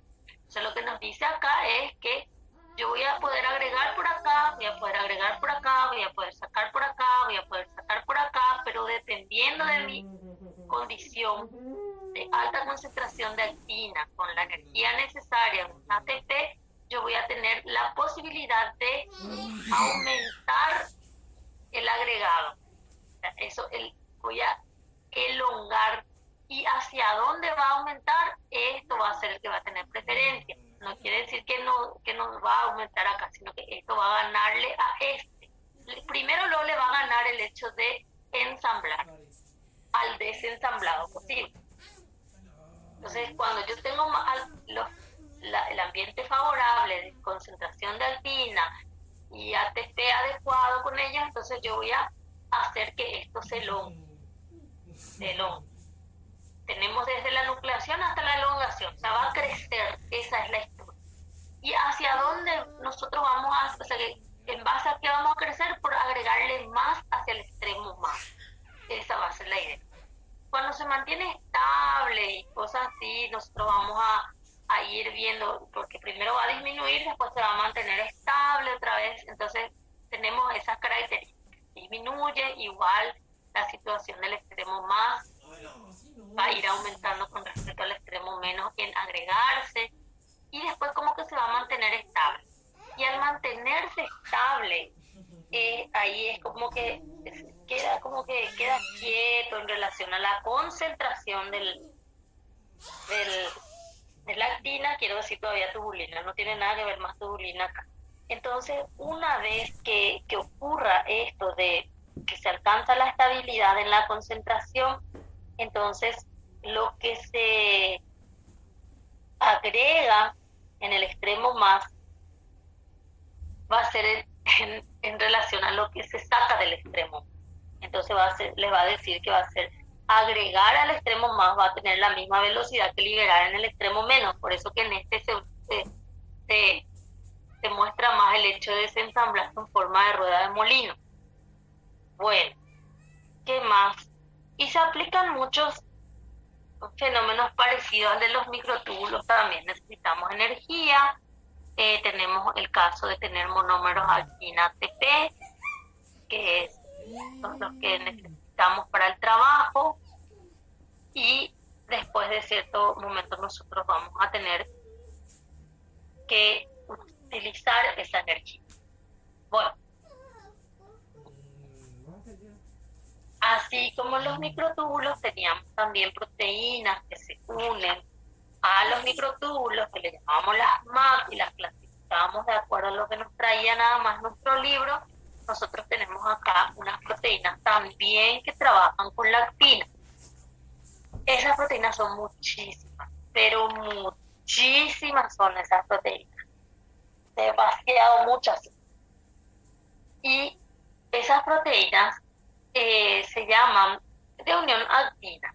Proteínas de unión actina, y se dividen en diferentes grupos. Nosotros usamos la clasificación de nuestro libro, que ya es suficiente, trae 8 clasificaciones, 8 grupos que sí tienen que saber cuáles son y cuáles son sus ejemplos, cuál es su función. Entonces, lo que ustedes tienen que hacer es leer de los 8 grupos. Por ejemplo, van a tener grupos que permiten la nucleación de monómeros. Esto van a permitir que se formen. Sería lo que fungen de un centro organizador, solo que ellos no están en un determinado lugar a tiempo, solo acá.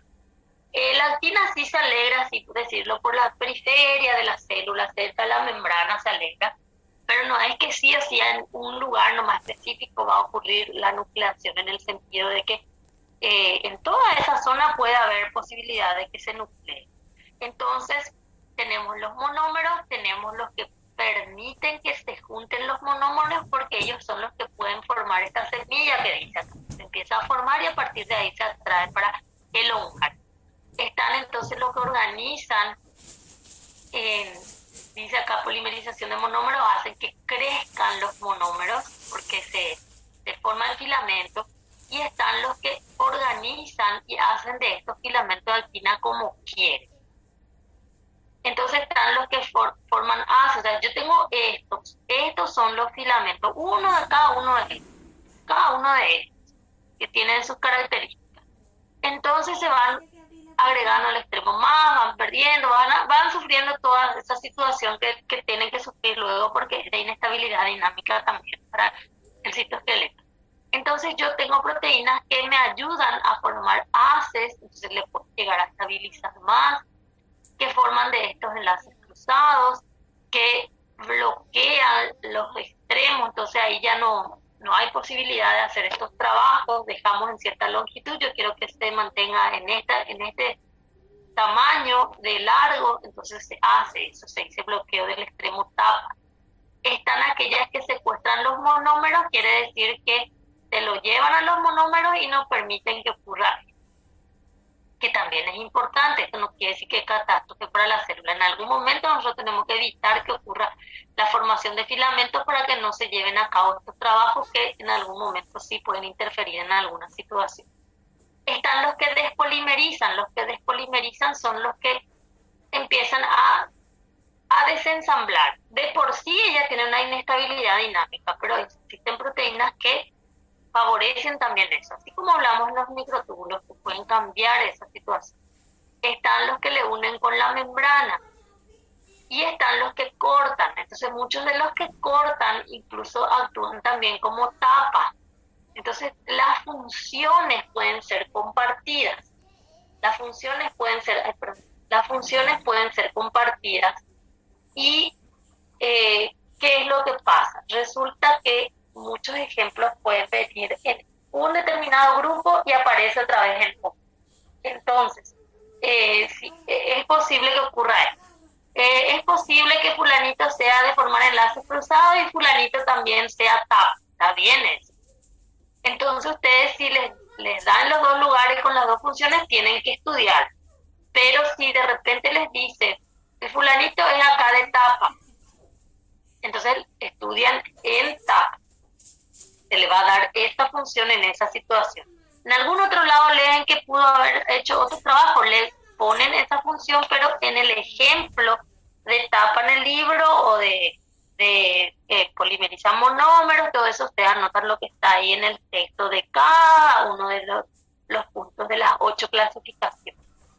Porque solía venir también, se suele dar también una situación de presentarlos en cuadros y viene una lista inmensa que no adelanta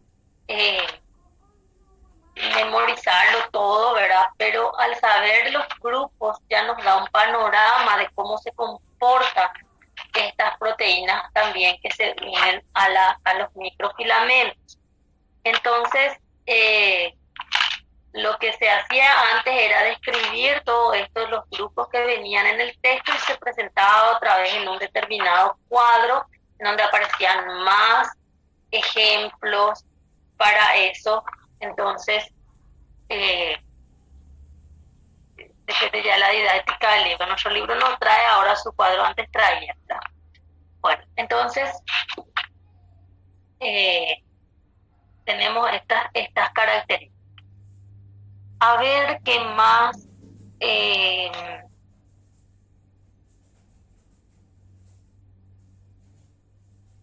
Bueno, de las proteínas que se unen a actina, hay otra proteína también que se une a actina, que es una proteína motora, que en realidad nuestro libro clasificó diferente a las motoras, didácticamente los clasificó diferente, por eso no presentan ni como las MAP ni como en este grupo. Pero ustedes tienen que saber que estas proteínas se unen también a la actina, cumplen nomás una función muy especial.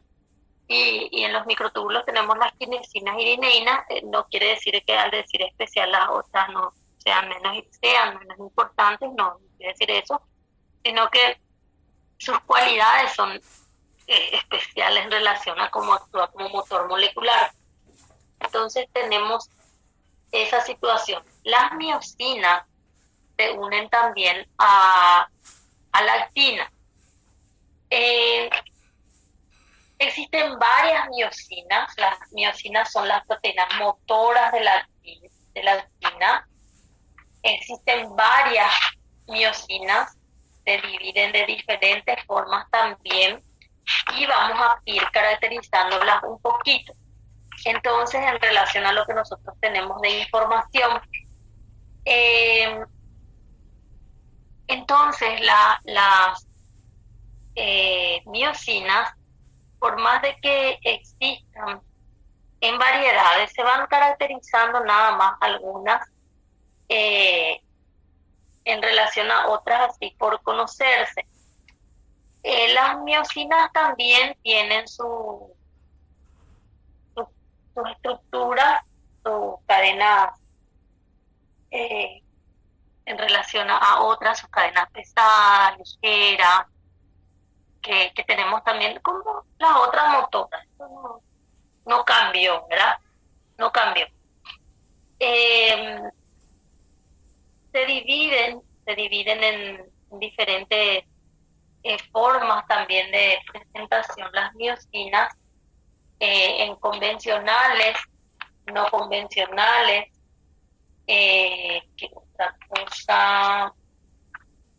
Entonces, al decir convencionales, tipo 2 es el que nos presentan, y las no convencionales, que aparecen las otras formas de presentación, por decirlo a, ¿verdad? Bueno,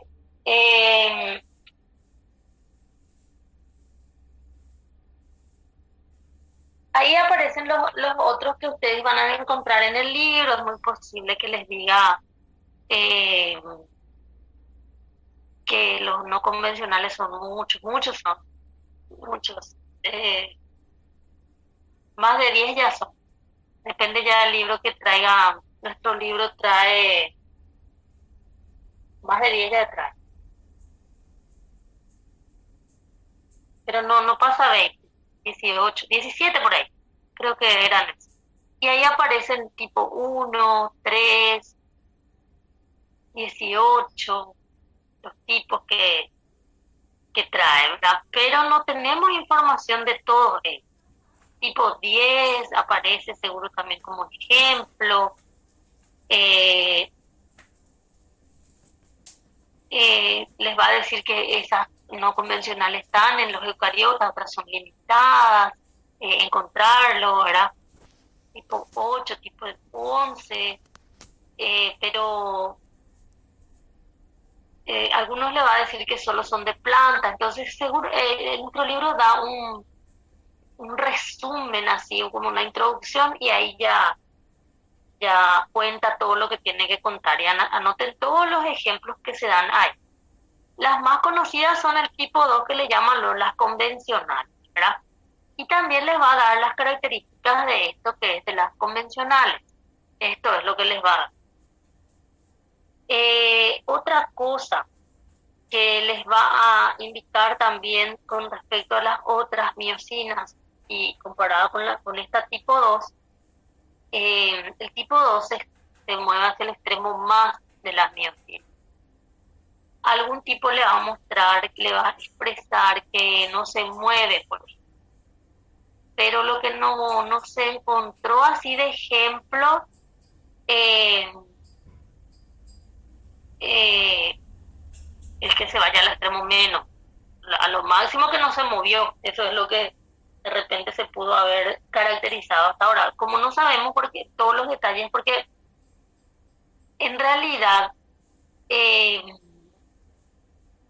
en nosotros los humanos, por más que existan muchos, que existamos, luego ahí los tipos, más o menos ya dijimos, que, que nosotros los humanos hay muchas miocinas, 40 por ahí así existen, pero que en clases de miocinas son pocas, ¿verdad? En las clases en sí, ¿verdad?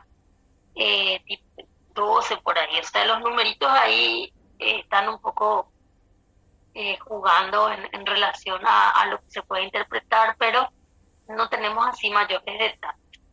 Entonces, esta característica que está acá es de la miocina 2, que es la convencional. Esta miocina 2 es lo que se considera el principal motor para la contracción muscular, y, y también no solamente se encuentra en las células musculares, también están en las extramusculares. Ustedes van a ir estudiando más adelante eso. Hay también tiene su cadena pesada, su cadena ligera, como ya dijimos. Eh, Hay eh, muchas, me viene el término, muchos tipos serían de cadenas pesadas, porque nuestro código genético genera muchos tipos. Se va a decir 16 más o menos de cadenas pesadas, pero de los cuales algunas funcionan en células no musculares, por ejemplo, y otras sí en células musculares. Entonces, ¿qué pasa? De ahí que vienen las variaciones, porque tenemos la cadena pesada, por ejemplo, toda esta, la cadena pesada, y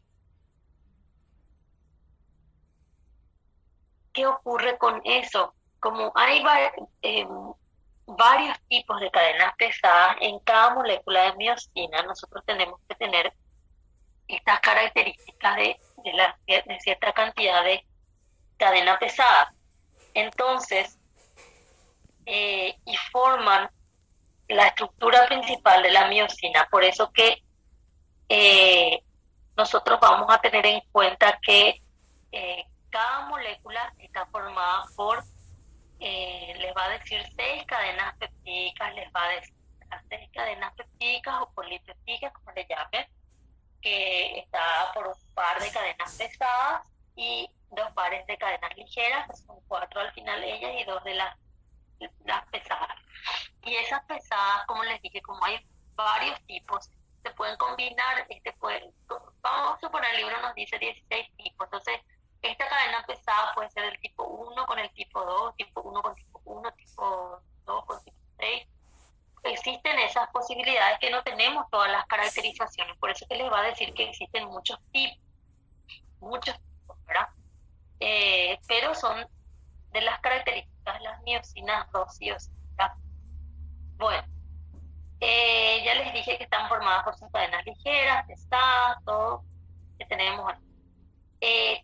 Entonces, en una miocina 2 que es la convencional, nosotros vamos a tener 2 cadenas pesadas y 4 cadenas ligeras.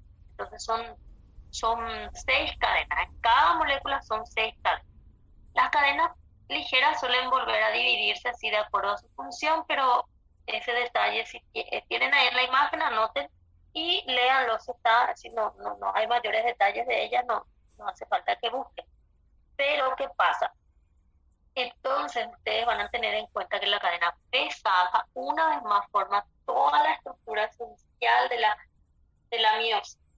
Forma su cabeza, forma la parte que va a... todo esto le llaman la cola,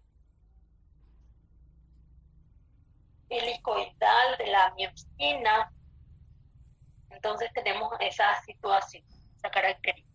Hay 6 cadenas y se organizan otra vez con esas 6 cadenas, un par de cadenas globulares, que es lo que nosotros tenemos acá, un par de cadenas globulares, que es el que tiene el sitio catalítico, la hidroxigelata para el molecular.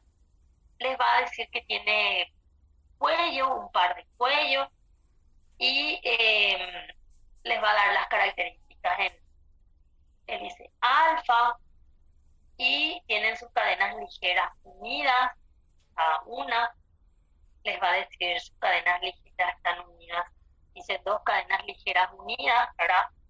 En relación a cómo se da esa característica de presentación. Y después les va a decir, una sola cola cilíndrica, 2 cabezas, 2 cuellos, lo que tiene, ¿verdad? Y la cola sí es única, es cilíndrica, tiene partes licoidales,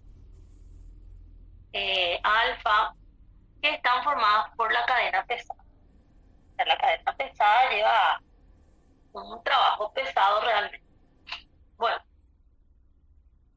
después se hizo un experimento para saber qué parte de la miosina es la que trabaja, por eso viene el fragmento de S1, y el fragmento de S1 les muestra acá que tiene el cuello y la cabeza, entonces que es la cabeza la que trabaja, eso simplemente para llegar a esta conclusión. Nada más que para esa situación. ¿Qué más?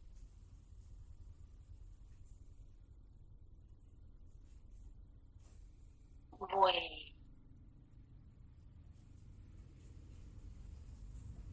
creo que ya les dije todo.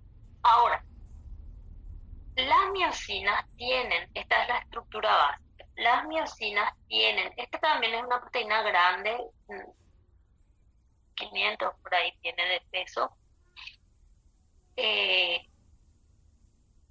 Estas cadenas, estas miosinas se unen unas con otras para formar estructuras en filamento, se agrupan. Se agrupan de esta manera, le dicen filamento bipolar porque las colas se van superponiendo hasta cierto punto, no totalmente, como muestra acá, hasta cierto punto nomás se contraponen o se superponen, mejor dicho, las colas, y las cabezas quedan orientadas entonces hacia los extremos de esta estructura. Por eso le dicen forma un filamento bipolar de la miosina. Bueno, entonces, ahora lo que nosotros tenemos que hacer es, así como hicimos para microtúbulos, que presentamos la estructura del microtúbulo, vimos que hay proteínas que se unen a ella, presentamos los motores moleculares de los microtúbulos, después vimos las características de los microtúbulos, que son inestables dinámicamente, que son polarizadas.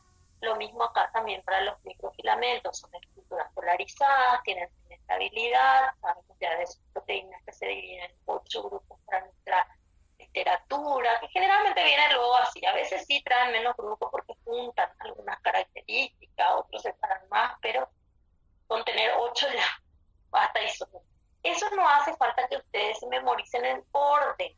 Tienen que saber que nuestro libro propone esos grupos, pero no hace falta, el numerito no es esencial que el 2 sea sí o sí el que dice el libro en relación al grupo. Eso sí tienen que tener en cuenta, no es que sí o sí sea de esa manera.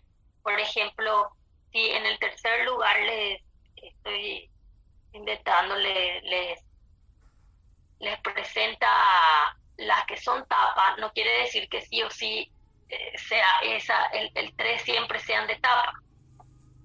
Acá está el 3. Justito es de tapa acá muerto. Entonces no, no es que sea ese orden sí o sí una clasificación establecida por la biología. Eso es una clasificación didáctica. Ustedes pueden citar los 8 con tal de citar lo que nuestro libro nos propone y en cada uno hacer sus ejemplitos.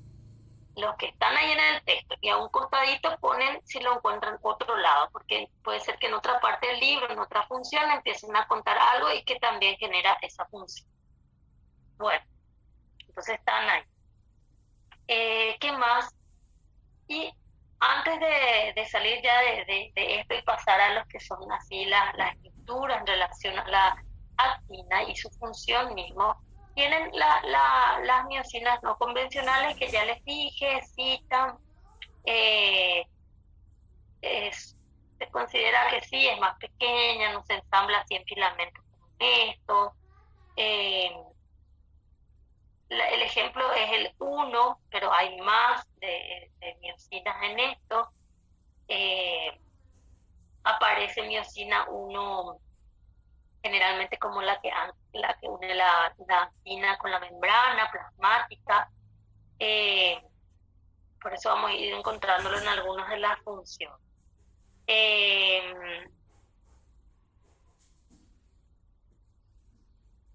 ¿Qué más? Como que la mayoría, o sea, en realidad no dice la mayoría en algunos, nuestro libro también es tajante con eso, que dice que ninguna de las no convencionales, forman filamentos, que trabajan en forma individual, eso es lo que ya les digo, ¿verdad? Independiente de que hablo solo de la miocina 1 en un principio. Bueno,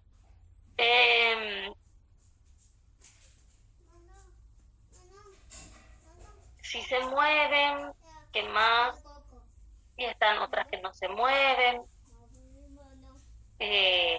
Sí puede ser que les diga que se mueven sobre los filamentos del tina, así como se mueven las quinesina y dineína, ¿verdad? Pero ahí vamos a tener en cuenta que al decir con dineína no es que precisamente ya vamos a tener las características de que se fueron hacia el lado que ellas se van, sino que se mueven nomás, ¿verdad?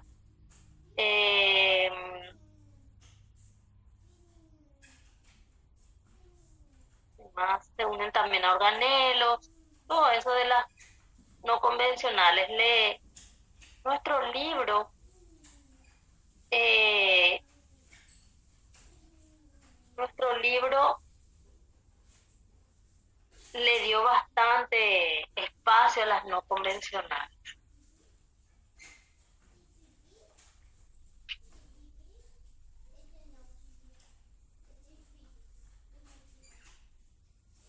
Creo que es todo lo que es sobre las no convencionales. Tienen que darle una buena ley.